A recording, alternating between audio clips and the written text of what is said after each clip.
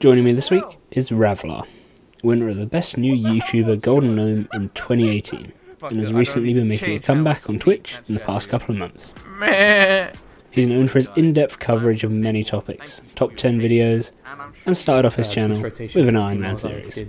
As normal, we'll be covering how he got into RuneScape and all of his favourite memories over the years in the game. We'll also go fairly in-depth on his views of Jagexes' strategy for the future, and his previous interactions with J-Mods.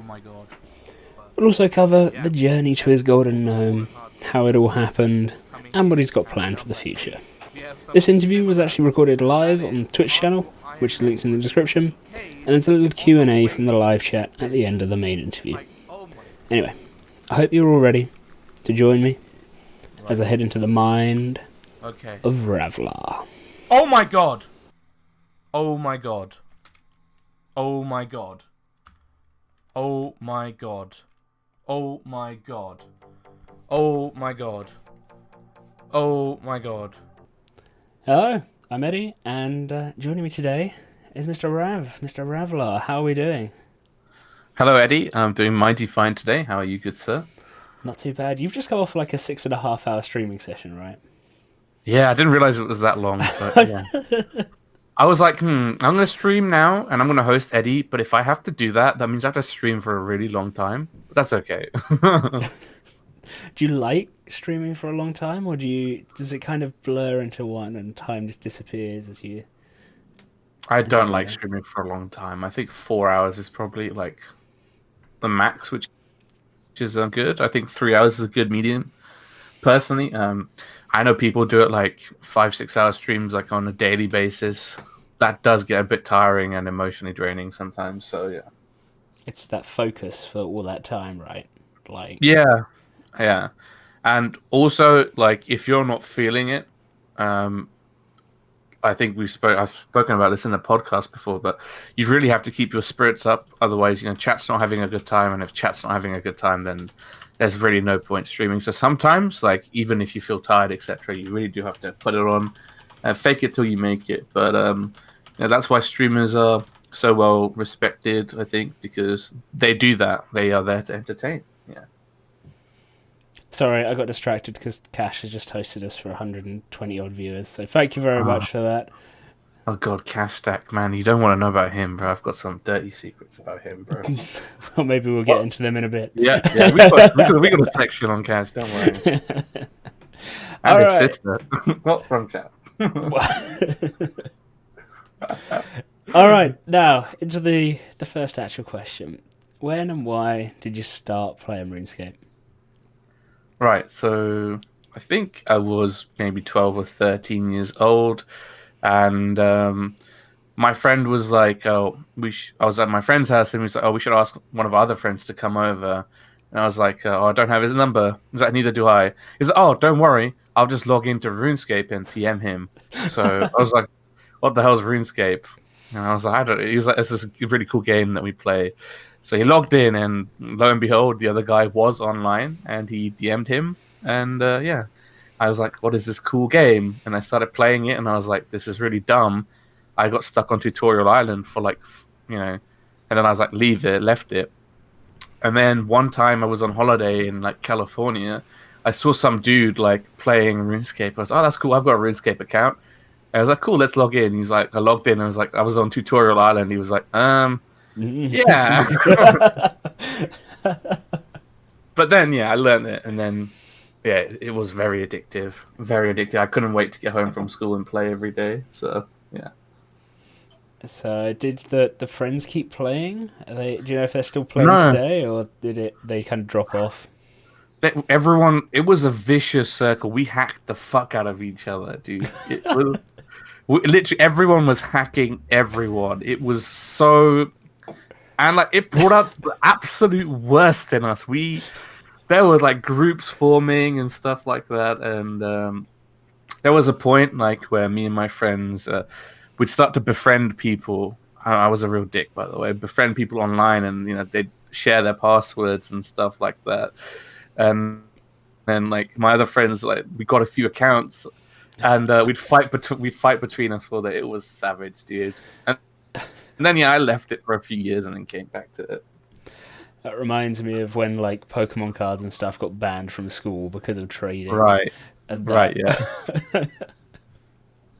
And like, who are you going to tell? Because like, say if someone hacked your RuneScape account, right? It means a lot to you, but and it actually has a monetary value whether you like it or not, because there is a market for it, so it's valued at something. But you can't really say to a grown up, "Oh, Toby hacked my account." Fuck Toby, by the way. Toby's a cunt, by the way. Yeah, you can't really say that. So you can't really say that to an adult. They'll just be like, "Get over it." But yeah. Good game. Lots of life lessons learned quite early on, I think. So, yeah. So, and then have you had a break at some point in your life? Like a lot of Oh people, yeah. obviously, EOC's launched. They took some time out. Was it the same for you? Was it before that, or?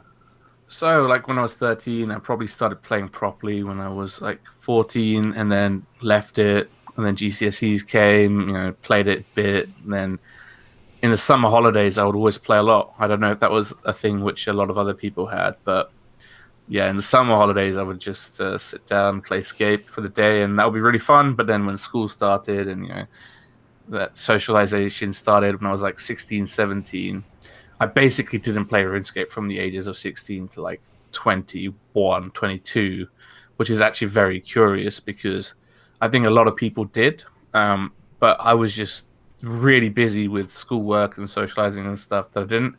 But then, when university holidays started and stuff, I had some downtime, and yeah, I had a lot of fun. Started watching YouTube and things, and it was all good. Do you remember one thing that you saw that made you be like, I want to try it again, or was it always, oh, I've got some Mm. free time, I'm gonna play it? So when RS HD came out, do you remember that? It was like I don't remember the exact date. Like basically, it went from like how old school is right now to Slightly improved sort of look. I've seen videos. yeah, I myself only played for a couple of months in like 2006, seven, right, right, and then started just after the mining and smithing rework last year. right. Okay, so basically, everything changed with that update. Like it ran on Java client, right? So the Yep. Java client's now dead. But that was such a big step up from the other things, and it looks so awesome. Now the issue was that not many people at that age had like gaming computers and stuff to run it, but somehow like we got a Mac computer at home, and that was able to run it pretty well. And so I was able to play it on this like big screen, like full HD. I was like, wow, this is pretty nice. Probably couldn't run a huge amount else though, being a No, Mac. no, yeah, exactly. I mean, they were trending back then. Don't blame me. So, was it a case of you saw the RuneScape HD launch then, and that kind of made you interested in it again, or? I would say, do you remember on YouTube there were these content creators called RuneShark, right? And honestly, if it wasn't for them, I'd probably like not be playing this game because the way they played it and like they had fun, and this was the same time as like the HD stuff was released. It just really made me want to play the game. Like, they were something special, dude. We'll never see their like again. It's kind of sad. Like they were the biggest content creators by a country mile at the time. I don't know when it was. I don't even think 2011, 2012. They had I think they had over 150k subs. I could be wrong. I could be talking about my. I think that number is still rings true. And they were by far the biggest content creators, and they would post every other day, and they were so admired by the community, and so admired, and like the way they presented and like the game, because they had so much fun playing it. It just made it infectious, and like other people were like, I want to have that much fun as well, so they tried it. It literally just the enthusiasm came through, and then Yeah, for yeah, sure. yeah. There just seems to be something with RuneScape content creators and sharks, because there's Laser Shark, Galaxy Shark, and Rune Shark. Yeah, for sure. I think RuneShark's original name was just inspired by they used to fight with Rune and eat sharks because like Yeah, that was their best in slot back in the day. Like sharks were the best food and Rune was the best free to play armor. So yeah, and that's another thing I'd like to mention. Back in the day, free to play was more than enough. When I first started playing, it was incredible. And members was just like, wow, like you did not need members to enjoy yourself. But now it's completely different. So yeah. I mean, I guess that's just the difference in the XP rates now and stuff. Yeah. And like the popularity of RuneScape, because so you said you played a couple of months in 2006, right? Yeah, it would have been about that. Yeah. Yeah. So I presume every single child in England at least has heard of RuneScape, right? They might have tried They it must once. have done. Yeah, they must have done. But basically, the popularity was insane, and not just like amongst friendship groups, but every time you logged in, you would see hundreds of people. It's not the same anymore, sadly. On Old School, it's similar, I suppose, but because there was no Twitch chat, there was no like Discord or anything, everyone would be talking in public chat, which made it seem like this game was so popular just because you could see it physically, like how many people were doing that. And yeah, it was a lot of fun, and there was so much to explore, and like we'd be doing the dumbest things, and there was no such thing about efficiency, and sometimes I think like, was that the right way to play the game? Are we playing the game the right way now? Because like we want to know everything about the game now, whereas then we were just like, let's explore. There was like a fan site called Rune HQ, which had quest guides and stuff, but it was very much like, let's do it ourselves, word of mouth, and helping each other out. And if you found an item, right, we didn't know how to look at equipment stats back in the day, so we'd have to try it. And say, for example, we got really lucky with a couple of kills and did like loads of damage, but this is the best item ever. And then you tell your friends, and then they'd all get it, but then they'll be like, oh, it's really bad. Yeah. I mean, I guess it's going to be a product of having so many items and things in the game now, though. You've got 19 years worth of stuff.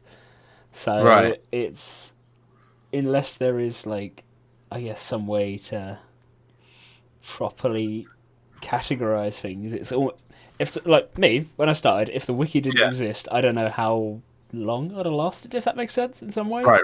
Yeah. Because I'd have just got lost with like, right, Yes. where do I go next? So that's like kind of a whole another topic, the new player experience. But Yeah, but that's an important topic, and that's a really important topic, because you use the wiki. Back in the day, no one would use the wiki. We'd just ask people. And the thing is, there'd be thousands and thousands of people who were at the same stage of the game that we were playing. So it would be very easy to ask someone and who could relate. But now, as I'm sure you're aware, most of the Twitch community, most of the active community are towards the end game, so they can't really relate to the new game experience. But back then, everyone was at the new game experience. Everyone was doing Ernest the Chicken and getting stuck at some point and things like that. So you could really ask people and help.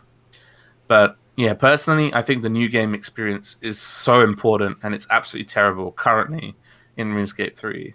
It needs a lot of work. it's something they said they were working on for like mobile sort of actual full launch as well, whenever that counts as happening, I guess. Right. So I don't know. What do you reckon they'll do to improve it? Would you completely redo the tutorial again? Oh yeah, absolutely. It's absolutely horrific right now.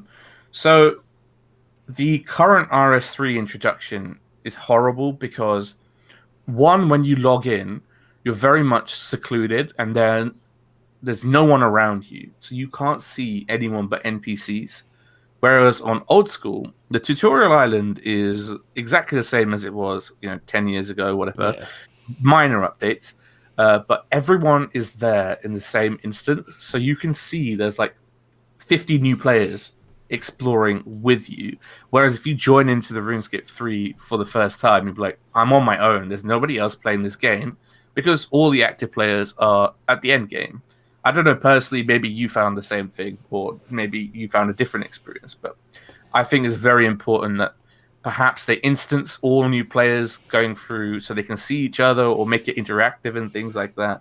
Because at the moment, it's a very lonely game at low levels. Yeah, that's something that's come up before, is the suggestion of having new player-only worlds.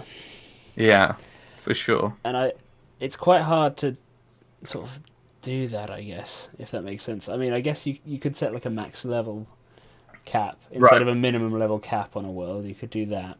Yeah, that would work. And then obviously you'll have people training alts and stuff, but you'll also have the new players there. Yeah.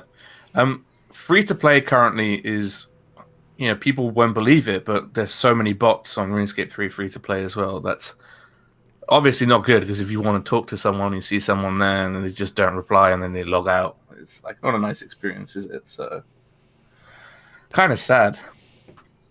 Yeah. Well, you never know. Yeah. If they start to push the mobile launch, maybe it'll bring a big chunk of people. And obviously, Archaeology seems to have done quite a good job bringing people back. Yeah. So that's a very key point. I know I'm talking about, but I think this is something which is like really important to kind of put across, is that I've asked JMods myself when I've been to Jagex, when we met at Runefest, what is your current marketing strategy, right? They said that they are focusing purely on bringing people back to the game, right? As opposed to attracting new players who've never played the game before. Now, as people get older and older, the pool of people that can come back to the game is going to shrink, right? And then RS3 is really going to struggle. I think it's struggling right now. Barring Corona, I think you would have had a very tough year, etc., in terms of profits. But I really think they need to shift their strategy from bringing people back to just bringing new people in, because this game has 20 years of content to explore. There's so much to do and so much fun to be had if they introduce it properly, because otherwise you just run away.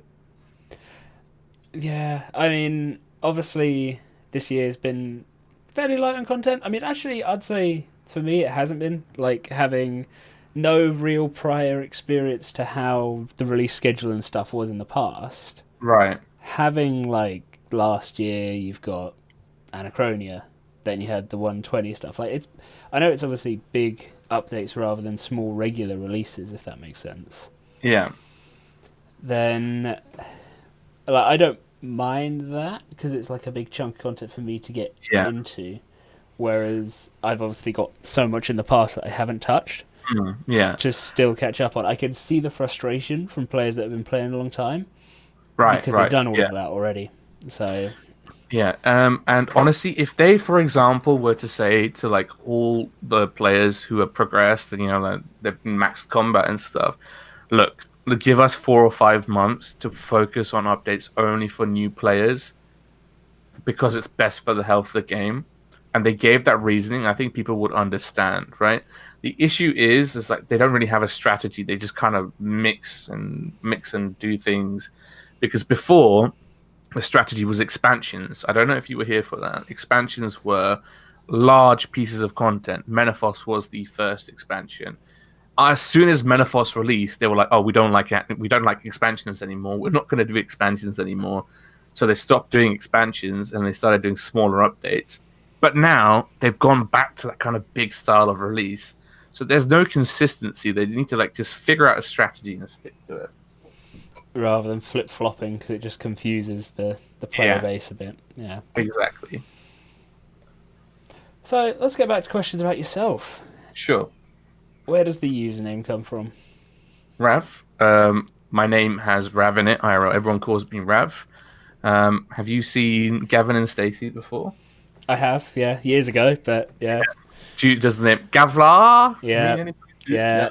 Then Ravlar was born. Nice. And then that's how people from America will have like no idea about anything we just said, but that's okay. That's how it was born, yeah. So then, have you got a favourite NPC in the game? Oh, it'd have to be Meg. I love to tell her to shut up. Meg Imports? I do know Meg Imports. Yeah, dude, she's she's really annoying. But yeah, because it's like basically a play on Family Guy, because everyone in Family Guy tells Meg to shut up, so they did that. Yeah. And what about a favourite quest? Are you a big quest boy?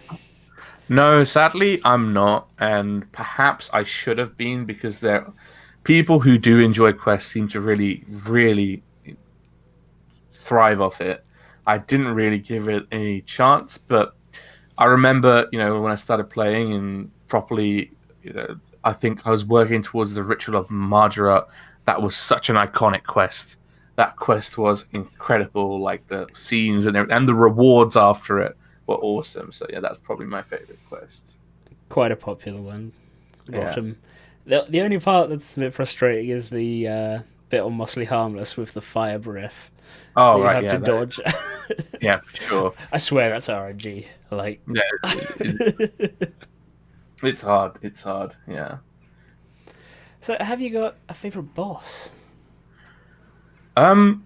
So yes and no. I mean, my bosses have changed throughout the years. I say in 2017, when I was really picking up and getting into the higher end of the game, I used to love Rise of the Six because it Okay. was such a quick boss, right? And consistent money. Like it doesn't matter. Like whatever drops you get, you'd be making like 20 mil an hour. That is a fantastic boss. I haven't really touched that, and in 2018 I started to like learn a bit of Virago. 2019 basically, learn Virago, and I was really overwhelmed by it because I really don't like the idea of timed phases, and I'd done a couple of 4-man kills, and 4-man Virago is so boring because you just AFK it. But as soon as I started to trio and then duo, it became so engaging and like so rewarding. It is an incredible boss. It is an incredible, incredible boss.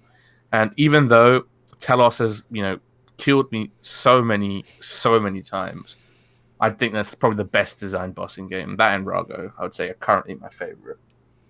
Okay. But hard mode Rago in particular, or you quite like No, regular as well? No? I don't know. I've never done hard mode because I don't see the point. Because I know it's a challenge to do it in smaller teams, etc. But it's not extra reward really, so not really worth it. Not worth the extra time.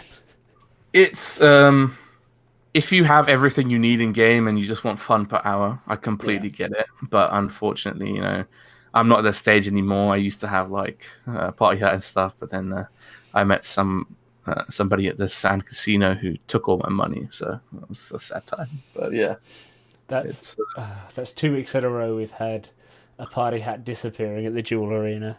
oh really? Oh Yeah, god, Brandon from RS Solo had one. when? When? In like 8 hours or something, they started with 10 mil, got up Yeah, to, I think, purple, he said? It was either purple or yellow. And yeah, then they staked it because, well, there was 2 of them between them. right, And they staked it and lost it. right. And, Yeah. yeah. Sad times.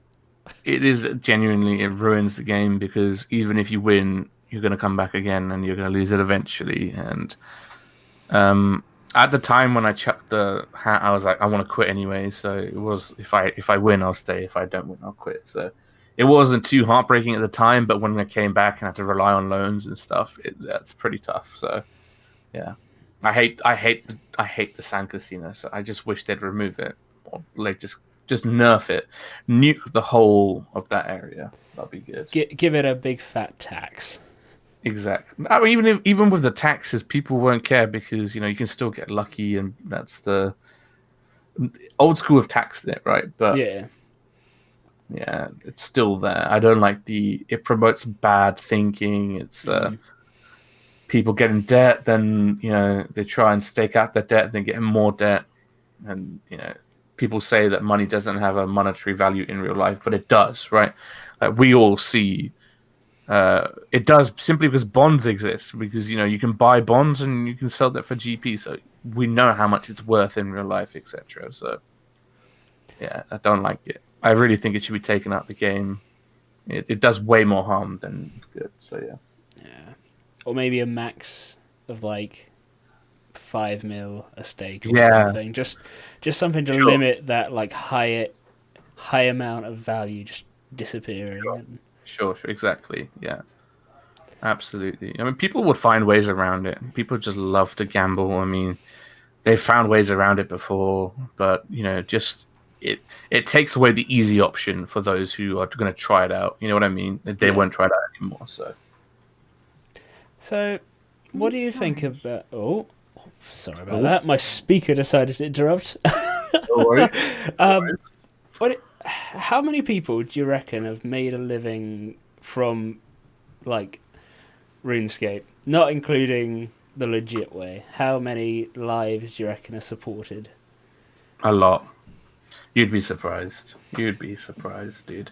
I know of. So I did an investigation in end of 2018, maybe 2019, and during that time, the wilderness hadn't been reworked, and bounty hunter was a thing, and people sat there on 10 alt like each day AFKing, and they got paid like what 30 grand a year, and they lived in Lithuania, so that was a lot of money, and they spent it, and I had like all the screenshots of it and everything. That's just one side of it. I know, I mean, obviously I wouldn't name them, but I have some really close friends who used to work in odd staking, where they would basically have some advantage somehow with PID, and they made a lot of money doing that. Also, staking in terms of commission staking. So they would people would pay them money, and if they won, they'd keep 5% of the winnings, and but if they lost nothing. So it's actually so strange to see how popular that was. So people real world traded that and stuff, and yeah, it's ridiculous. Also, people who run swapping, they make a shit ton of money and they real world trade it and stuff. That's probably the non-legitimate way. The legitimate way would probably be YouTube and Twitch. It's hard to support yourself. I would never recommend anyone quit what they're doing to do that. If you don't have a steady base that can support you, at least with minimum wage, at least that's the bare minimum. I've never ever seen it as a source of income. I've seen it as a one way. One, I wanted to get creative, so I learned how to create videos, and that helped me express myself because I'm quite a creative person, but I'm absolutely terrible at drawing and music and things like that. So I find it very tough to express myself, but I really find video editing quite engaging and quite fun to learn. So I learned how to do that, and it was a bit of an extra pocket money, like literally not worth the time if you put it in money per hour, like absolutely not worth it. Streaming, I would say that if you were to start streaming full time on RuneScape 3 right now, it won't last. You have to be lucky to be able to earn enough to support yourself in a house, and especially if you have people relying on you, it's tough. Without government support, it's tough. I know people who do that with government support, and like a part-time job, that's fine. But yeah, I would not recommend that. Yeah, like obviously there are a few of the full-timers, but I don't think any of them are in their own houses. I'm trying to think. So, if we speak about Ryan, like Ryan was at school when he was at university, so he was being productive IRL, and he did it on the side, and then it built up over time, and then he looked at his funds and realized he could easily support himself from doing that, for example. But if, say, for example, I wanted to start making Twitch content tomorrow, right now, and I'm an average player, I'm not like Couchy, say, for example, it will be nigh on impossible to make a decent living. You could probably survive. It's going to be very tough, but I know, for example, Wazzy was also in school, and then he went full time, and he was doing some part time work as well. You probably know better. So Yeah. They have other avenues as well, but solely being a streamer without any other support or something to fall back on on RuneScape 3 is very tough. Very, very tough. Let's take a step back to your favorite things again. Sure. What is your favorite skill in the game? Herblore. Did I DC? Are you guys still there? No, I'm still here. Okay. Oh, I think your stream DC'd for me. Never mind. Yeah, Herblore, dude. I don't know. Especially on Iron Man, because Iron Man is a game changer. I love Herblore so much. On Iron Man, it was so satisfying to get the herbs and make it yourself. Really was such an amazing skill. I don't like it now that it's gone up to 120, but on Iron Man, yeah, because he had to self-sustain, it was just so satisfying getting the herbs and making it. Incredible skill, yeah. So is it a case of you don't like it because it's just going to take so long for 120, or? Yeah, so I feel like you're forced to do it a bit more. There were other skills which I would have taken up to 120 personally, because Herbal is a weird skill, because I could be mistaken, but back in the day, I think Herbal actually counted to your combat level. Then maybe the chat can correct me if I'm wrong. And that was very strange, right? Because overloads, obviously, you boost your stats up and stuff, and that didn't make any sense. And yeah, it's a strange skill to go to 120. Farming, I think, was a good choice to get to 120, but yeah, it's an amazing skill, very satisfying to do yourself. Yeah, what are your thoughts on the player-owned farms? Oh man, so when player-owned farms first came out, let's talk about the pros. Pros, really fun new way of training farming, like really engaging, easy to do, easy to understand.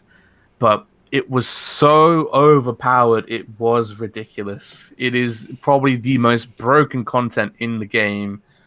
And it took them so long to fix it. I mean, I was telling them for months that basically you could get a mill farming XP every day for no cost, like indefinitely. Like with literally like minutes of input. Now they've changed it, so now you have to do more with the ranch at a time. It's like far more balanced, but yeah, it was fun, but it was ridiculously overpowered. Yeah, so my first 99 is farming. Right. And that is making the most of the player-owned farms. I Exactly. think I planted one tree in the Yeah, entire farming thing, and that was to get the final bit of XP right. up. So they basically nuked the rest of the rest. Even without player-owned farms, farming is a brilliant skill, because I've played on Old School and I've done farming on the Iron Man, and they have a fantastic setup for farming. They've really invested in the farming skill. So basically, what they've done is that they've made sure that the best way to get farming resources is through farming. So to get herbs and stuff, the best, most efficient way at every single point for all farming resources is through farming. And RS3, it's not like that, which is a massive shame. But yeah, it really is fantastic. I love it. It's very satisfying to do. Have you got a money tree? I don't have a money tree. I don't think so. I'm relearning, right? So I've come back due to Corona, etc. So Yeah. I'm getting back into it. But farming is quite well balanced now, because doing tree runs, etc., it's worth it again. And because player-owned farms existed the way it did before, it basically nuked it. Let's see, where have we got to? So, obviously you've like you just said, you've recently come back. Were you here at the launch of Archaeology, or did you sort of make your appearance back? That was like, maybe I came back a week or two before that, and I was not played RuneScape 3 for over a year, pretty much, and like you said, I thought there was quite a lot to discover, but I sensed a lot of unrest in the community, that there were no big updates for a very long time, even though they'd had 120 farming and herblore and stuff. But yeah, I did not do Archaeology until last week, which is very stupid of me. I thought I had the willpower to last until they allowed bonus XP into it, but I clearly don't, because I'm a very silly human being. That's why. Didn't even make it halfway. Didn't even make it halfway, no. So what are your thoughts on it so far? I think it's a brilliant skill. I really do. And I really hope Jagex pays attention to it, because people loved the grind. It's slow, right? But people really don't mind it being slow at all, because it's engaging. There's lots to explore. It's all about the experience rather than getting to the end point, as opposed to everything else Jagex does, which is make everything super fast, 2 mil XP an hour, let them get to the end, let them get 120 quickly and not enjoy it whatsoever. So I really hope they've learned a lesson here, that focus on enjoyment. People don't mind the grind if the grind is engaging and fun. But yeah, don't just gift out XP like they did for many other times before. I think one of the things that I really like about it is you are constantly moving around and exploring new sort of places in it. Yeah, for sure. Even if it's in the same dig site, you're still uncovering a new area for it, and yeah, it's not like you're staying in one area for 10 levels or something like that. Like obviously divination, you get the different sprites every like what? It's every 10 levels, isn't it? Or is it every 5? Yeah, and that's it. You just And stay yeah, there, and then you cache it. That's it. Divination was. I don't know if you trained it through Divination Cache, but that was before the Hall of Memories came out. The most efficient and probably the smartest way to do it. Training divination normally was just not smart in the slightest. So yeah, yeah. So archaeology compared to that, completely different. It's also nice with the mysteries. I don't know if you've explored those too yeah. much. It's a massive amount of content in one go, so it's very much going back towards the expansion model, which is fine. That's how skills should be. I don't mind them taking time on skills to do that because it's a very important aspect of it. Lots to do, lots to explore, and it was so good for the content creators to stream it. It was the perfect storm because Corona happened, everyone was at home, and that may have single-handedly turned a bad year into a good year for Jagex in terms of profits. So yeah, Is there any one thing that you think RS3 could learn from Old School? there's so many things, If there everything. was one top thing. Polls. I don't understand why people they have the resources. So the issue is with polls, they feel like I think they feel if they poll something and it passes, that they are trapped to follow that. But they don't need to do that. I think that's what's stopping them from doing it. And polls aren't perfect in design. Absolutely not. They really aren't perfect at all, but they are such a good indicator. And an indicator is much better than nothing. I really wish that they would poll almost everything because it would make their life so much easier. They wouldn't get backlash. And the best thing is, if players voted for an update and then they ended up not liking it, well, whose fault is that? Yeah. We can't really blame the mods, can you? Yeah, for something that you had a big say in. For sure, for sure. Have you played much Old School? Because I know you did a couple of videos on it, but Yeah, it is brilliant. It really is good. I completely see why people love it. I completely see it. It's a fantastic game, and the good things about it is you can run it on a potato and still be immersed in it. I think playing RS3 on zero detail, it's not the same. I don't think it's the same. I don't think you get the full enjoyment from the game. But Old School is accessible to every single person, pretty much, who has a phone, who has a really old laptop, whatever. They can play it. so is there one thing outside of like what Old School does that you reckon they could implement to RS3? Good question. Um, so I know they did the PAG thing recently. I think that was a step in the right direction. They really just need to consult players who know what they're talking about, players who have access to a large range of opinions on things. Just really utilize their player base because that is their most important resource, and they're not using it as efficiently as they should be, in my humble opinion. It's funny because that's kind of been an issue before, right? Because like one of the things that got me starting playing again, like obviously I know Wazzy IRL, so I knew he'd been doing it for years and years. But was Right. I watched the documentary, the 15-year documentary. Ah, right. That That was kind of got me into it again. And in there's obviously a huge focus on when they stopped listening to the community, it all went wrong. Then they yeah. started listening to the community again, and it seemed to be all I good. don't know. I don't know if they have started. It depends. They listen. Whether they take it on board is another thing. Oh, Listening is sorry, I meant in the documentary. Like that's what right. that's Yeah, sort of yeah, what they cover. sure. Um, I, because you did not explore, you weren't around for the launch of EOC. It's hard to put into terms how bad the game was back then.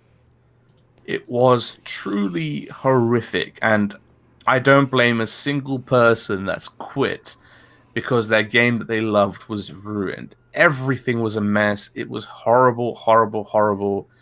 And over the years, it's become a fantastic game, and that's their biggest mistake, I think. I mean, they said it in the documentary, right? The way it was launched, it just wasn't good enough, and that will haunt them forevermore because they could have the best game on the planet, but those people that were hurt by the way they did things, that were hurt by the first impressions, they will never ever come back to this game, ever. It's a shame, but it's the truth. Yeah. And then, because the sense of nostalgia takes them to old school rather than checking out RS3 because of that Exactly. pain. Yeah. Exactly. So that pain, imagine this, right? You know, someone's taken away something you love so much, made it completely different, despite you and everyone else you know saying absolutely no. But then, all of a sudden, someone else comes out and brings you back what you used to love, and made it even better than before. And everything is your decision, and everyone else you knows, and that other game is still running. I understand why people have such negative opinions of RuneScape 3. For those who play old school, it's very common. I'd say 90% of the player base who play old school absolutely despise RS3, and I don't blame them. It is what it is. It's just, I guess, from the I mean, how would you bring them back? You can't. I don't think you can. Do you think there's anything that could be done to introduce RS3 to old school players? To old school players, and I guess try and show them what it's developed into, because obviously a lot of them will still have that from 6 years ago and 7 years ago. Yeah. That's their biggest plan, man. That's exactly. The only thing that would do it is, the big old school content creators. Yep. So I don't know if you've seen that. There's a graph. There's a website which has the graph of player numbers for RS3 and Old School RuneScape, and it has that historically over the years. So around 2015 is when RS3 and Old School met together in terms of numbers, right? And from then onwards, Old School just became significantly more popular than RS3, and it's no coincidence that all of the big content creators in RS3 either quit or they went to Old School. So I'd think, for example, if you get someone like a friend like Dovidas, he has so much influence. If he starts playing RS3 again, he's done a few videos on RS3, but every single time he plays RS3, he flames the fuck out of it. He did a video where he maxed with just buying bonds, and as a result of that, every single Old School player, has millions of views. I think that video.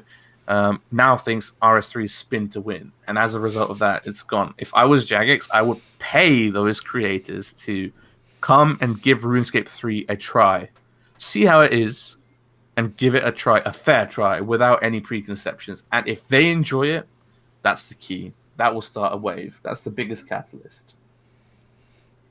And maybe it's something that came up in a little chat after the last quiz show. Is something like some creator that compares the two directly. So whether it's 100 kills at Kriara in RS3 and in Old School, that sort of thing, just to show the content, I guess, and show it off and introduce it in a way that's not necessarily.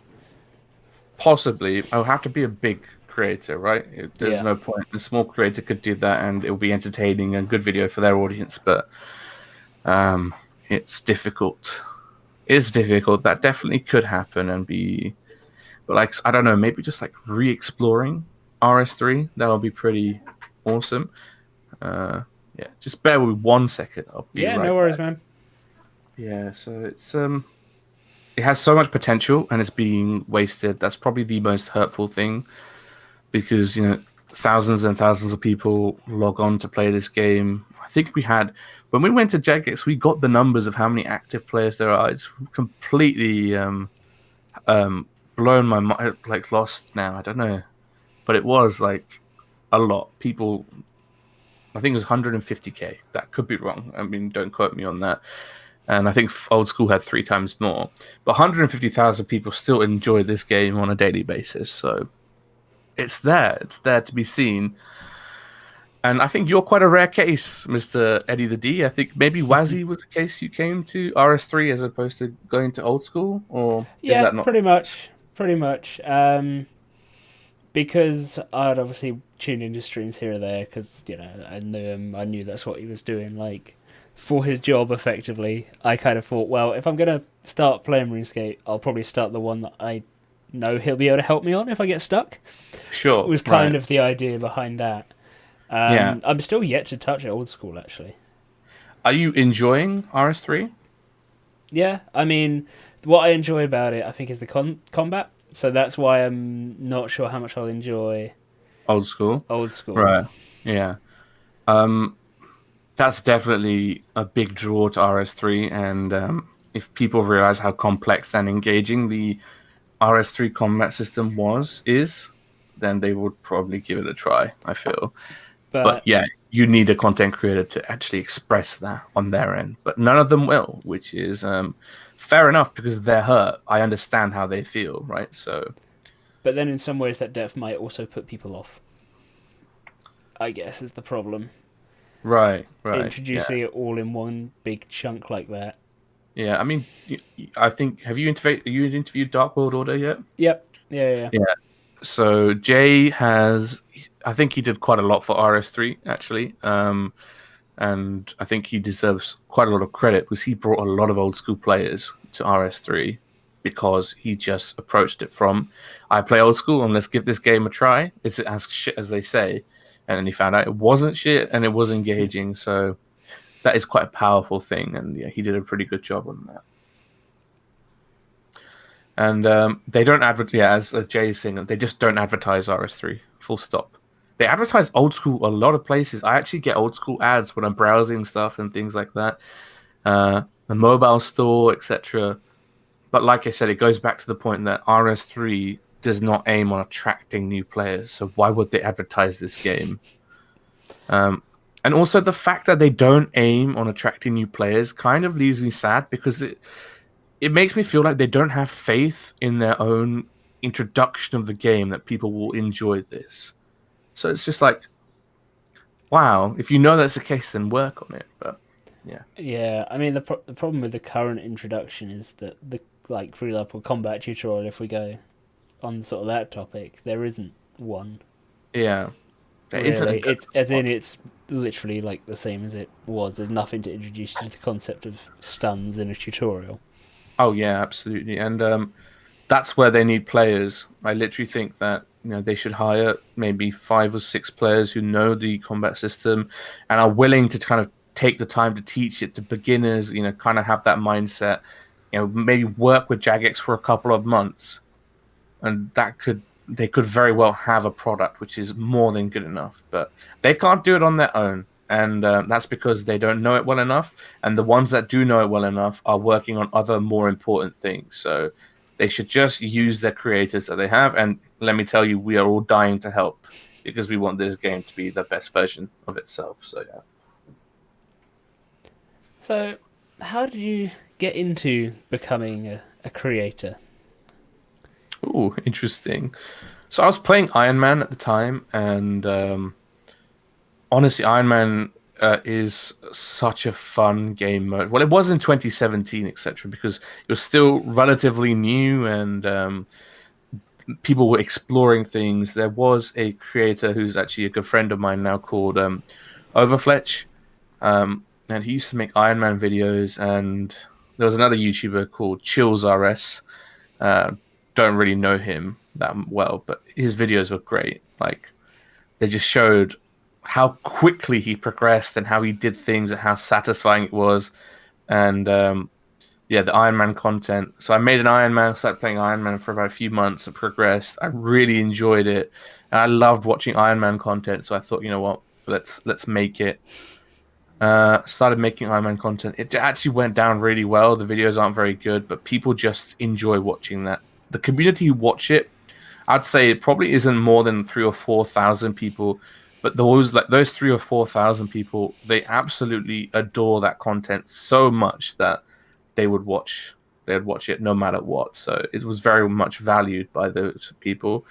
But then I took a break from RS and then I came back. And when I came back, I'd played a bit of Old School during that time, and there was one creator on there who really sparked my YouTuber career off, and his name is Theoatrix. So what Theoatrix did was he made a series called Tips and Tricks on Old School, and because I was learning Old School, every time I watched that video, he'd have one like every few weeks. I'd learned so much from it, so I thought, this could be very much applied to RuneScape 3. So I started making videos on that, and they were so popular. They went down so well. And Jagex started noticing me almost straight away. They started advertising my stuff because I put in a lot of effort into it. And then that really encouraged me to branch away from the Iron Man content and just make content in general. And then next thing I know, even literally after 4 or 5 months of making videos, I was nominated for the Golden Gnome. Yep. And that was a massive shock to me, massive shock to me. Like, people would say that to try and be humble, but I was mind blown because there were people there who were so much bigger than me and who had been making videos for like years longer. I was like, wow, how am I even in this? And that really motivated me to continue. And one thing about my videos is I will never, ever post something which I think doesn't add value. It has to add value. I will spend as long as it takes to do that. I don't post nowhere near. I never posted nowhere near as regularly as I should do, and that's to my detriment. You say should do. Yeah. Who's to define should? I guess. Right. So I think in that regard, I think Micro and Protox kind of set the way. I think they both posted. Protox and I were at a similar situation. Protox had posted about 50 videos, but I'd posted around 5, and we were both nominated. But what Protox did is he posted a video every 2 days at that point, I think. And that was insane. I don't know how he managed that. Because, one, I think, personally, if you do that, you can't really give the video the time it needs sometimes, in some occasions. But yeah, I think posting like twice a week is the minimum that you should expect from a YouTuber, and I wasn't doing that, which was a shame. But the videos I was doing, I'd put in so much time and effort into, and that really came across. So were you streaming alongside doing videos at that time? No, not really. I think, after I started making a few videos, I met someone who I thought was called Akash.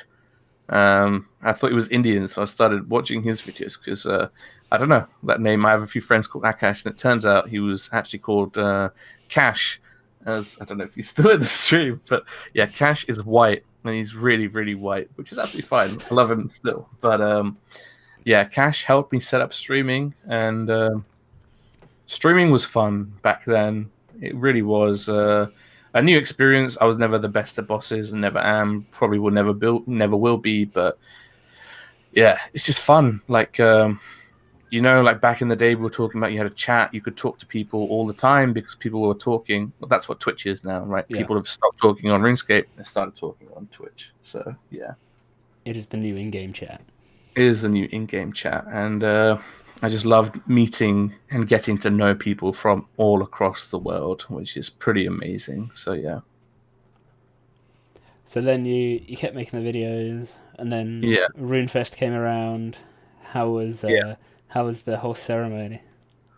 Oh man, I was shocked. I was literally shocked. I still think that in terms of work put in, I think if you reflect on my videos, I think I probably have one of the best videos per subscriber count because I didn't post much. But the ones I did, they always got views and they always got lots of subscribers. But in terms of sticking around and the effort and the future of it, I think Protox should have won because we both went up for the same award. And I've said that to him many times. I still think Protox should have won because he has put in so much work into that. So and he had already started put in so much more work to that point. So I felt really lucky to win it, but I was kind of glad I did. Ceremony wise, I went up on stage, got it. Like they had the old school chat, and sadly, there was a lot of racism there. But it is what it is. Twitch, you should expect that by now. But at that time, it kind of caught me off guard a bit, and kind of put me in my shell. But people like Ryan helped me deal with that situation, and says it reflects more on those people than it does.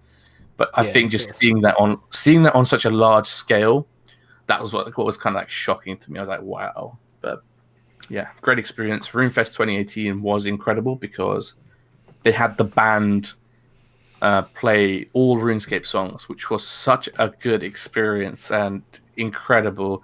2019 was so bad in contrast because the live thing was just it was mind blowing. It was a full orchestra, wasn't it? 2018. Yeah, it was full orchestra. It was outstanding. I don't know how you matched that. To be fair to them, but it was amazing. So was 2018 your first Runefest, or have you been a long time goer? Oh, that's a good question. I went in 2014 once, just because I was working in London. It was relatively close. I was on my internship. It was really awkward then because I didn't really know many people. But 2018 was great because I knew so many people, and we were drinking, we were having fun, and staying together. It really was so much fun. Overpriced massively. 2018 wasn't overpriced because I think the orchestra was just worth it. I would have paid that money to see the orchestra on its own. But yeah, orchestras are not cheap to get in either. Like the amount of people you've got there performing. Exactly. But it was a very nice occasion. It was nice to see people, and it was the first time I've met so many people who I thought I knew very well, and obviously I didn't know very well, but meeting them in real life is very different. So yeah. So do you chat to many JMods when you're at Runefest? And have you got a favourite interaction? So I think 2018 Porky was really nice to me. I talked to all of the JMods. I think Porky does a really good job. I think a lot of credit went to Shawnee, for doing what he did. But I know Porky was working very hard, always behind the scenes. A very nice guy, very approachable. He set up that content creator Discord that we are now part of, and that was, his initiative. He made that happen, and he deserves a lot of credit. But in terms of JMod being most approachable, most friendly, my favorite has to be Mod Breezy. He is one hella nice dude and very, very friendly. Mod Pie is also actually very, very awesome because he's so busy, but he'll always listen, and normally he takes time to reply. So yeah, those are my probably top three. And then a favorite just experience or favorite time at Runefest, like one memory that sticks out.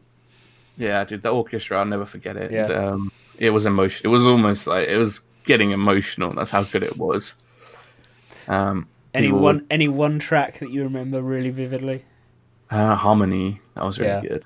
Yeah, it was. They didn't play She Shanty 2. I was gonna riot, but I was very upset when they didn't play that because Breezy.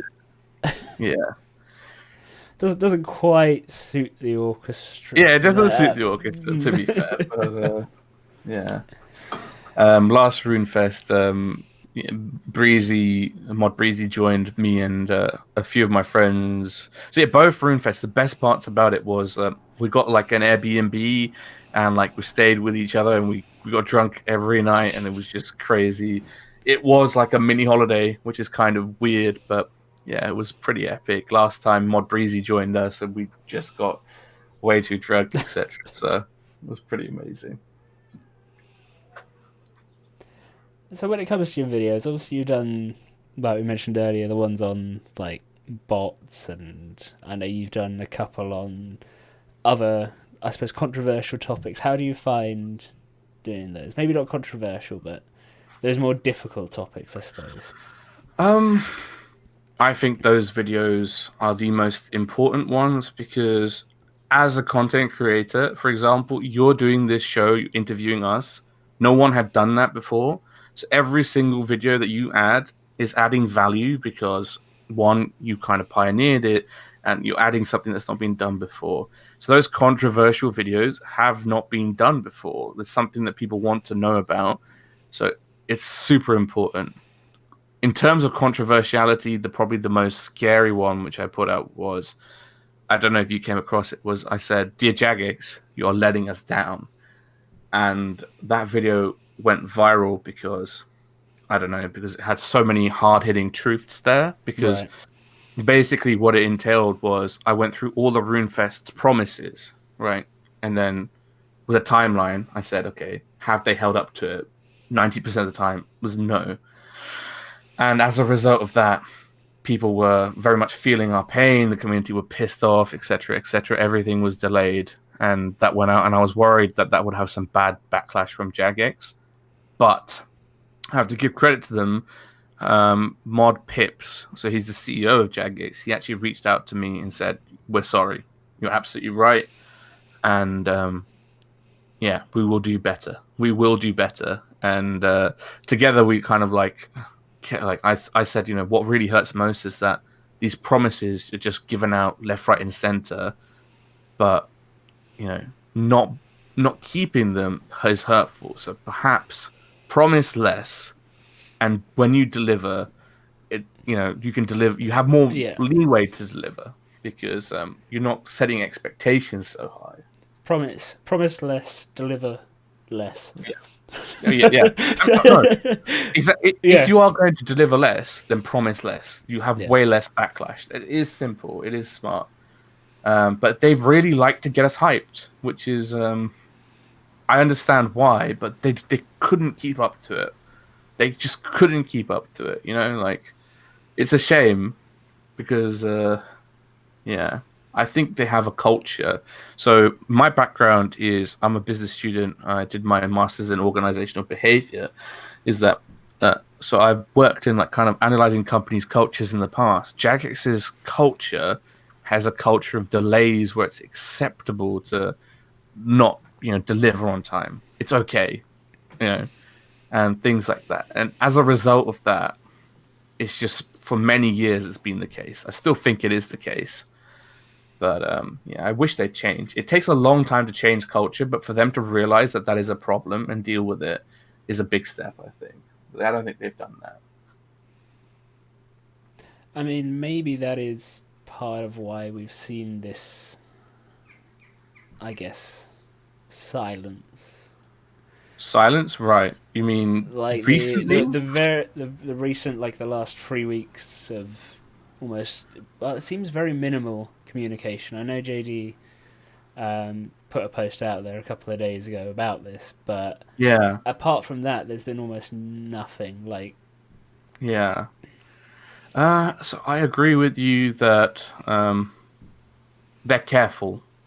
They're not promising anything right now because if they do, then people will hold them to it like they have in the past, and as a result, people will get mad. But yeah, I'm more sympathetic recently just because of the whole Corona situation. I think they've dealt with it a lot better than most companies have.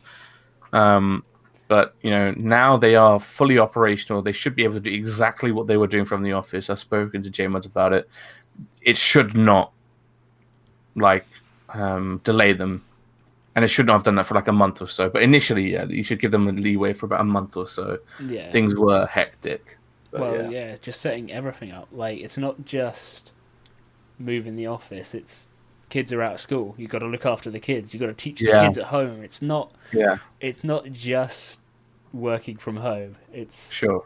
childcare and everything like that Yeah. as well. So there's a Exactly. whole lot of other factors that don't necessarily spring to mind when you first think, oh, but they're a Yeah. software company. Why can't they just Yeah. And get health, going? exactly. Like the Yeah. worry of that. Yeah, we should be a bit more patient in this particular period.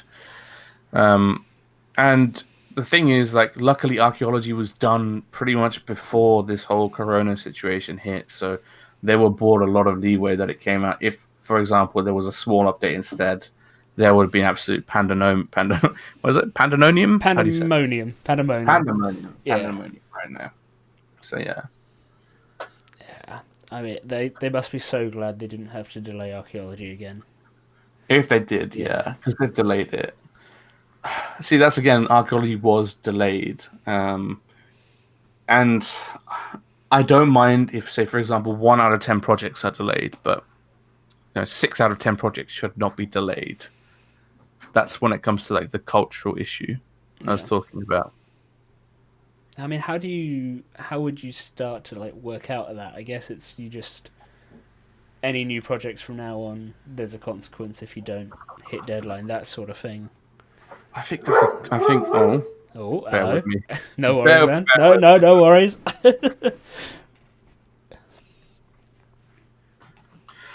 So it is cultural change is a massive change. It's so hard to do, and I don't think on their own Jagex has the capacity to do that. And that's not an insult towards Jagex. It's just the reality with a lot of companies.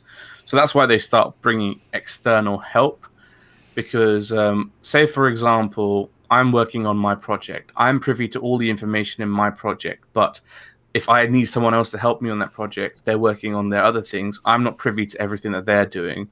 But for example, hiring an external consultant, they are privy to all the information, so they can see where, perhaps some time gates happen, which don't need to be the case. Um, it isn't as simple as just having consequences. Having consequences is super important, though. I feel like that is another issue on its own and is definitely causing to the problem. Um, but I think resource allocation at Jagex is really poor, really, really poor. Um, Speaking from personal experience, was when we went there, they have a lot of employees. They have like 350 employees working in the building every day. I just think that a lot of them are working on menial tasks which don't even add any value. People won't really care if that's not done. Task management, prioritization, setting resources to where they should be set. A lot of things need to be done, and it's hard for anyone apart from Jagex management to currently see that. That's why I think having like an external contractor might be a good idea. Just to review the situation Yeah. and check their business practices. So, kind of like you said that you were employed to. Yeah, Before. exactly that. Just don't go in with any preconceptions. You may think you know something, but there's always stuff like under the surface. It's harder for one team member to judge another team because they're not privy to everything. But say, for example, someone was given all that information, then it would be easy. All right.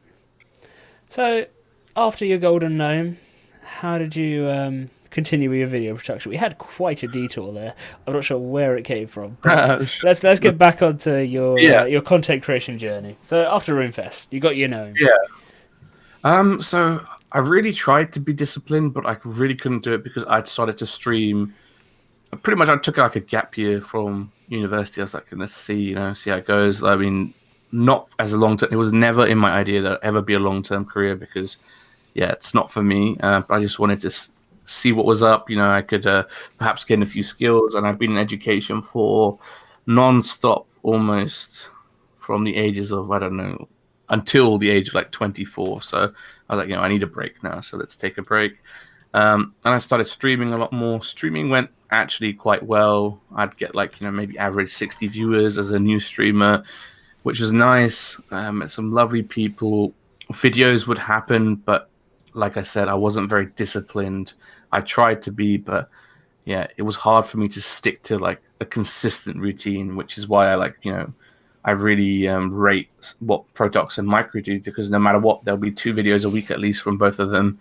And Micro's done it for like 5 years, which is, wow, outstanding. The man's insane. Yeah, the man is absolutely crazy. And on top of streaming as well. So, but I think the thing that stopped me from kind of putting that dedication into it was for Micro, it's a career. It's his career, full stop. Like he knows what he's going to be doing for 10 years, 15 years, who knows. For me, this was a hobby, and everything I do, I wanted to do it well, but that's why I didn't put in the amount I should have done.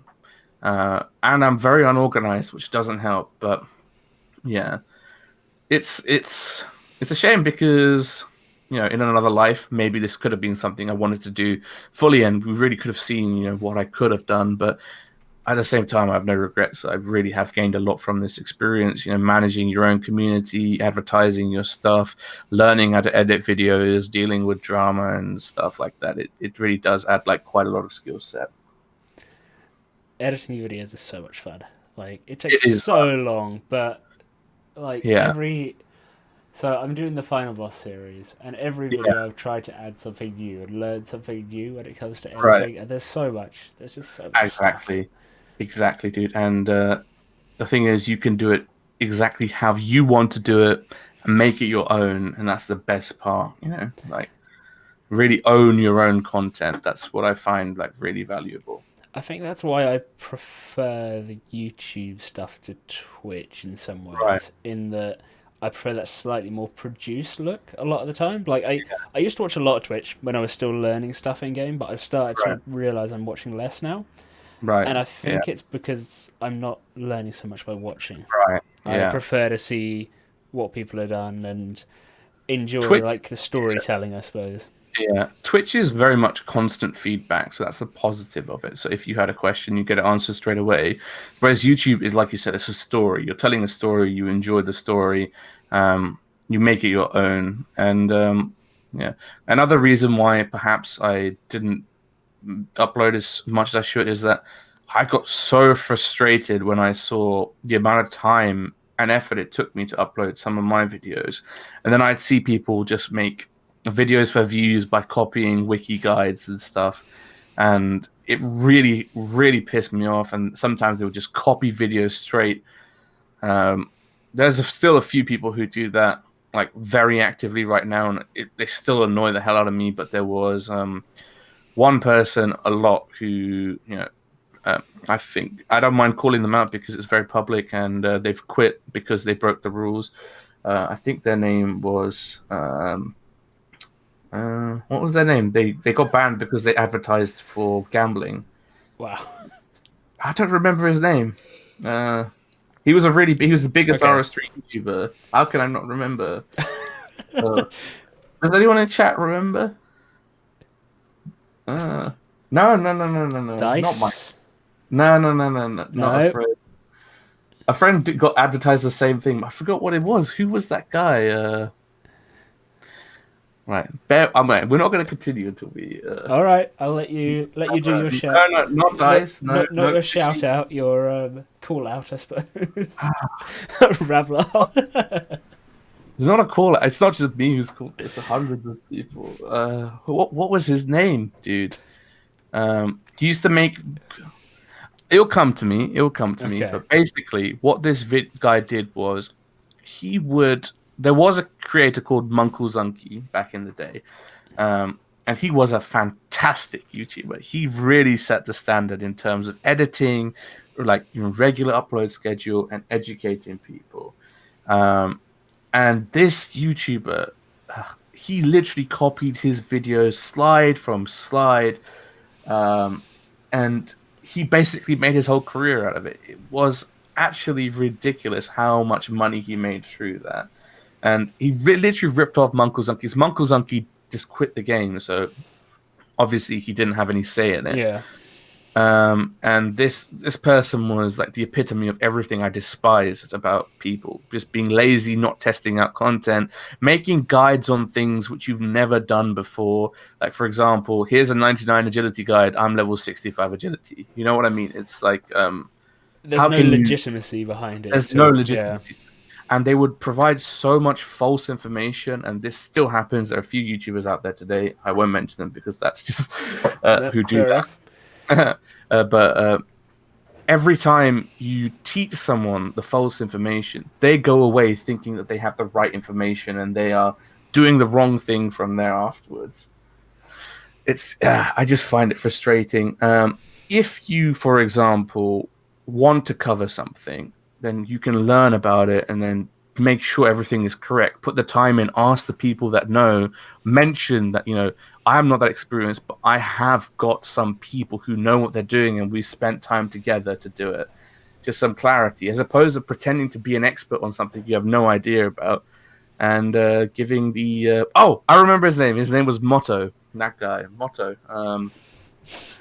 Yeah, he got banned because he promoted a gambling website and said make 50 mil GP an hour by basically doing that. So he just got straight up banned and like vanished from the whole community. So Yeah, he was the epitome of everything I absolutely hate about YouTube. But he wasn't the only one in terms of making lazy content, and that pissed me off because I would never do that personally because I would never allow myself to do that. Yeah, and some of my videos got copied and stuff. It's difficult, right? It's difficult for people like Protox and Micro to not make a video on something someone else has. So there definitely has to be some leeway. For example, I made a Nihil guide a year and a half ago, and Micro recently released one which is very, very similar. We talked about it and stuff like that. But something which I understand now, which I didn't understand back then, was that how can Micro upload a video every 3 days without making something that someone else has done? So Yeah. I don't mind people doing a video on similar topics as long as they have their own take on it, as long as they've tested it, and as long as the information is correct. But doing it half-assed and just copying it for views, it really does annoy me. And the sad thing is that the viewers don't have time to watch every single content creator out there, so sometimes they're just unaware that things are wrong, etc. So I guess another thing is with the way that the game changes, with the updates constantly. Yeah. Pretty much any guide you release, as long as you've got the up-to-date info, like you're saying, will bring something new. Like even after Archaeology, some of the skills will be a new guide is fine because you've got the new relics, you've got everything different there. Like after 120 herb and farming, obviously that changes mining and smithing because you've got the power burst potions. Like there's a lot of little things that change everything. So absolutely. So I think the key thing there is to say that, that like this video is correct as of this date. You know what I mean? Like if you put the date in the title, then no one can call you out in the future. You can't predict the future, right? You can't predict the change. No, of course not. So another thing which I really don't like is when people do top 10s, if it's an objective top 10, like my top 10 favorite skill cape perks, that's absolutely fine because you're giving your own opinion. But there have been lots of times when people would say like, this is the top 10 money makers in game right now, and they'd just be killing corrupted scorpions or something, which literally doesn't make any sense whatsoever. But because it has the word top 10 in it, it gets a lot of views and like things like that. So that kind of annoys me. I've made lots of top 10s, but I've done so much research on them that almost like I really did strain myself to make sure that the information was correct and things like that. But that's just a matter of opinion. Top 10s are popular because they get views. They're kind of fun to make, but it's the buzzwords, isn't it? Like, it's the buzzwords. Yeah. Exactly. Everyone wants to see what's number one. Everyone wants to see what's number one. Exactly. Everyone wants to learn something new potentially, and things like that. All right. Well, we're closing in on the end of the questions I've got lined up. Sure. I got one more, which is anyone that's new in the game, what would you recommend them do in terms of either getting the stuff out there or finding something to make videos on? Because obviously, like you said, you don't want people copying stuff, but a lot of the stuff now is covered, and there does seem to be two main categories, I'd say, when it comes to RuneScape content. Right. Oh, what are the two categories in your opinion? I would say guides and progression series. Guides and progression series. So, progression series is a really easy, good way to start because it's going to be unique no matter what, right? You're going to be doing something and you're going to be choosing your own path and it'll be fine. It's going to be really hard to get yourself out there with progression series. And that's really tough, right?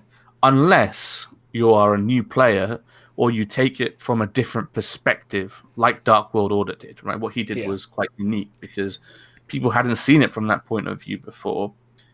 I think, that is one way of doing it, but I don't think that's a good way to get noticed.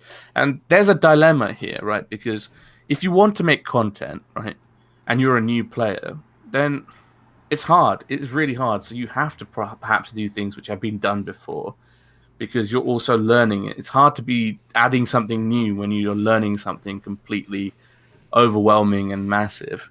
I would say that a really good thing to do is Old School's YouTube scene is so much bigger than ours, as I'm sure you're probably aware.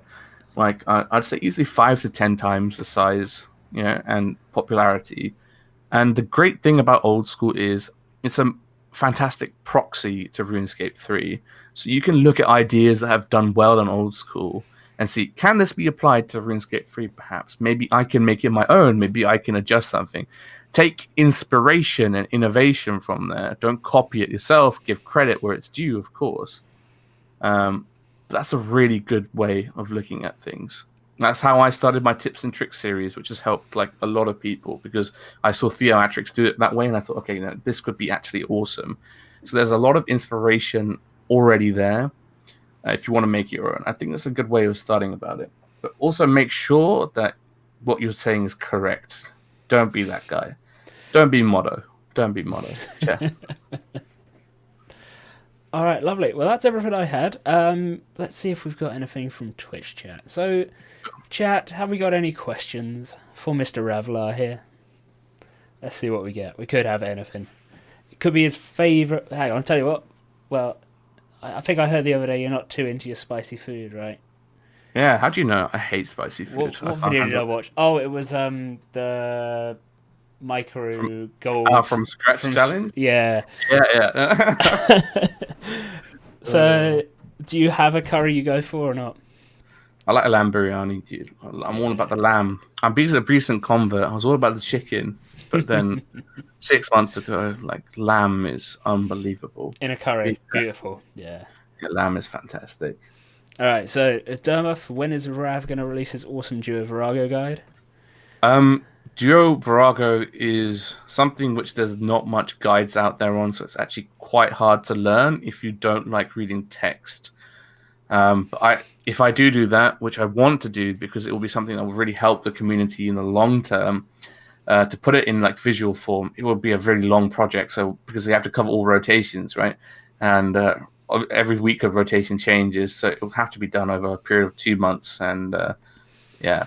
It'd be a long process, but it would really help. So I'm willing to put in the time to do that. So that'll be fun. Because you've got a project in the works at the moment that you sorted out on stream the other day, right? Yeah, it's a very big project actually. A really massive project because I've released a video for like 9 months now or something. So hopefully it's going to be a good one. I really hope the JMods will check it out because basically what I'm going to do is do a complete overview of RuneScape 3 in the year 2020. So go over a lot of the stuff that we've said, provide examples, see the pros and cons of the game, what needs to be improved, why is it special, and things like that. So that's what I'm working on currently. A big project, but yeah, that's I think hopefully will have a nice positive impact. So what else we got? How did you come up with your logo? What was your inspiration from Griffo? Oh, right. So as you can see, it's a bull, with horns, right? Yeah. I've been hit by a bull in real life, as in a bull literally took me out. I think, and the funny thing is that it was recorded, and I tweeted it like a year and a half ago. Yeah. And yeah, so the bull with the horns, I was like, okay, maybe that'll be a cool video, a cool logo. So yeah, that's why. Wow, didn't expect that. Yeah. Did it just like glance you, or were you proper mushed? No, it destroyed me. It's quite a silly story. Me and my friends were in France, but none of us speak French, and like someone put like a leaflet on our car saying "Le Toro Piscine" and had like pictures of little cute baby bulls, and like so we went to this place, right, and like we heard this commentator screaming like really aggressively and like covering his head, like giving instructions, and he's saying "lavash, lavash," which apparently means cow and bull. And we were like, "Where are the baby bulls?" And the next thing I know, there's like loads of people surrounded us, and then there's a horn, and then they out of nowhere, like they like lift up a garage, and a fucking bull comes out of there, and I'm literally petrified. I don't understand what's happening. That's not a baby bull. That's a fully grown bull. And it charges, and I'm literally the only person standing still. Everyone else is running away, and it literally takes me out. Oh, dear. Yeah, literally like rabbit in the headlights moment. Yeah, that was. It still hurts. Raging 2 is asking if you're Team Tanzo or Virtuoso. Um, I think so. That's a really good point. So, I don't know if do you watch their videos, Ed? I don't, but I've watched Lincoln Rog. Yeah, Lincoln Rog, Yeah, right? So I think Tanzu and Viterzo did it first, and then yeah, Lincoln Rog took inspiration from that. yeah. There's no reason why someone can't do that on RuneScape 3. You know what I mean? I know Protox has done a few. He's done a couple of them, but they're pretty Yeah, infrequent because obviously their thing is like two every week, so it's quite a regular thing for people to tune right, into. right. That's what they're known for. Yeah, old school people like they have their specialities and niches. I think RS3 if we're allowed to be a bit broader, cover lots of things because there aren't specialists, if you know Yeah, what that means. So, yeah, yeah. yeah, I mean that's a great way to like start making content in RuneScape. I don't know which one I'm team because I don't know which one's which. To be honest with you, uh, they both make amazing. The videos are amazing. Like, don't get me wrong. I just don't know which one's which in real life. So Blazing forward saying you're not into spicy food and not into tea. It's blasphemy. exactly, I don't drink coffee or tea, dude. And Mash still thought you were on a break from RS. Yeah, so Corona's kind of got me back. So I was on a break until Corona. Things just slowed down everything. I'm enjoying streaming at the moment. Was I think for the next few weeks. Anyway, nothing foreseeable is going to change in my end. But after that, I think I'm up to the stage where I can probably play the game casually and enjoy it and make some content on the side because I really enjoy watching RS videos and I think it gives a lot of enjoyment to people. And the videos I'm going to make are not going to be like the classic videos that people make, money making stuff like that.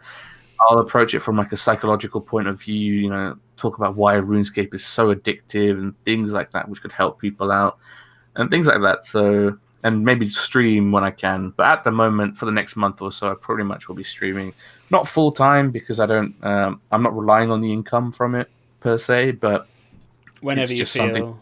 up for Yeah, it. Yeah. exactly. Yeah. Damn again. Have you got any current goals in RS3, or like you kind of just said, you're sort of playing a bit more casually? Yeah, I'm playing it casually. I mean, I need to get 99 archaeology. Um, Telos is a boss which it has rewarded me, but it's frustrated me a lot, and it's a massive learning curve. I would, in the next month or so, try and do a 0 to 999 streak, which some people would find very easy, but I find that quite challenging. Yeah. Yeah. So Also, what's your highest in rage so far? so I've got to 1K like Okay. a while back, but to do it consistently 0 to 99, have that concentration, that's something which I find quite tough. But I'd love to do that down the line at some point. Other goals, I'd love to get a very, very beautiful E-date. You know what I'm saying? Any E-daters in the chat? I'm kidding. I'm kidding. E-girls aren't real girls. But yes. Tam's asking why you de-ironed. Oh, I didn't de-iron, dude. The iron is still there because I quit at that time. I had no plans about coming back. So that money went. I don't regret that necessarily. Iron Man is a fantastic, incredible, amazing game mode. And if you have the time to play it, play it. But it is literally like a full-time job to play that game mode. And if you want to balance things in life and, enjoy your time playing, for every 1 hour of enjoyment you have on Iron Man, you have to do an hour of prep, right? And that prep is enjoyment on its own, but it's a very niche balance. It's an incredible game mode. If you have time, play it. If you don't have time, then I don't recommend it because it's very time consuming. I guess I think that might be partly why I've put off Old School as well, because it is Right. that It's bit very more time consuming. grindier. And Oh yeah, absolutely. it's funny because before RuneScape, I'd barely played any game like MMOs. I'd not really touched. Right. Yeah. So I don't know, spending so much time on one Absolutely. thing and not necessarily seeing a huge amount of progression. Whereas in RS3, sure, that's like a thing that people don't necessarily like about it nowadays, but at least you get a constant progression. Yeah. Absolutely. Although saying that, stuff like Twisted League was very popular. Yeah, because you progress quickly. It was a different take. in regards to Old School, there's so much to do. The early game of Old School is outstanding. It is literally incredible. It is filled up with so much unique and enjoyable content that you really will be keeping busy for and progressing quite quickly until like the 70s. At the 70s, like it becomes so slow. So I wouldn't be put off from trying Old School. My friend who does it very casually has really enjoyed it and progressed quite quickly. It's a great game. Mash is asking when you're going to play Overwatch. I tried to play it. I'm not very good at it. It's very overwhelming, and I'm bad enough at one game. So let's stick to RuneScape. All right. Have we got any more questions, or should we wrap it up here? Let's have a look.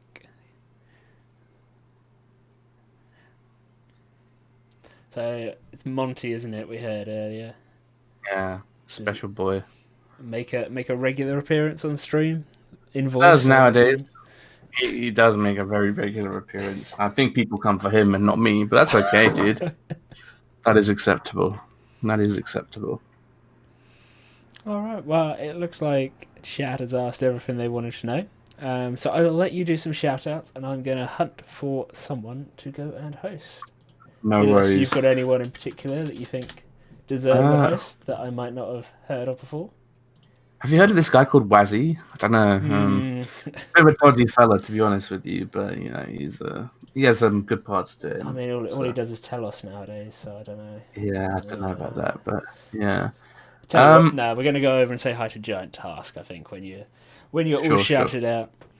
Sure. In terms of shout out to Eddie the Ed. I really appreciate that you do this series and take the time to make the quizzes and stuff. I feel they should be. I know that growing stages should be. Growing stages are tough, but I feel like perhaps Jagex should start advertising your stuff because it not only helps you grow, but you are helping us express ourselves on a platform in a way which wasn't necessarily available to us before. So, massive well done, and keep it up massively. One thing I would recommend to you, Ed, is make this a podcast. Yeah. As in, just upload it, call it a podcast for the sake of it. There's some sites you can just upload it on Spotify, etc. People can listen whenever they want. That was something I was thinking of. I've already got a few of them in audio format as well. It's just it's great. It is a wonderful thing. And also shout out to my mum. I appreciate her. She's good. She's helped raise. Shout out to my dog Monty. Shout out to Careful Tam. Shout out to Elmo. Shout out to Erin. Shout out to Dermov. Shout out to its father. Shout out to RS Elmo. Shout out to Griff Tubes. And shout out to Blazing Fort. That's everyone in chat. So yeah, I appreciate that. Yeah. You guys are awesome. I'm pretty sure you skipped over Mash on purpose there. What? Really? Oh, I didn't notice. It's okay. That's okay. Lovely. Well, it's been a pleasure having you on, Rav. I hope you've enjoyed your time here. I certainly have. And I hope everyone watching has as well. Obviously, make sure to go and check Rav out, both on YouTube and Twitch. I'm over on YouTube, and on this channel, I'll stream my journey to Final Boss. I do a bi-weekly quiz show, or roughly bi-weekly, which Spider-Mash was the previous champion. He defended his title twice and then fell to Kafar, who is our current champion, and he does a pretty cool series. He's a Desert Only Iron Man. Yeah. And his eventual goal is to kill Telos. Oh, I'm so glad you were plugging him and not Spider-Mash. Thank God. I was going to say, if you're plugging Spider-Mash, I'm out. Thank you. Appreciate that.